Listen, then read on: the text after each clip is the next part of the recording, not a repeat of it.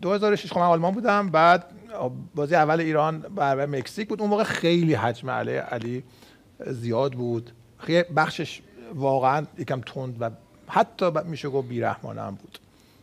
بعد من فریدریشسهافن بود تیم ملی فکر می‌کنم، من رفتم یه مسابقه با علیدایی گرفتم. مسابقه خیلی خوب و عجیب غریبی بود، چون خیلی اینجا چون شنیدم اینجا ریخته بودن تو مغازه ها و نمیدونم خونه ها، خیلی اذیت شده بود و خیلی شاید سخت بود.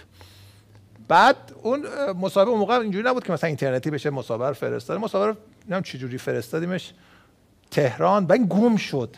یکی از حسرت‌های من اون مسابقه، من خیلی مسابقه خوب و چالشی هم بود. راجع به مصاحبه من و شما تو 2006 میگی گم شده، ما تو این مملکت دکل نفتی گم شده. میخوای ببخشیم بری یه ویدیو گم نشه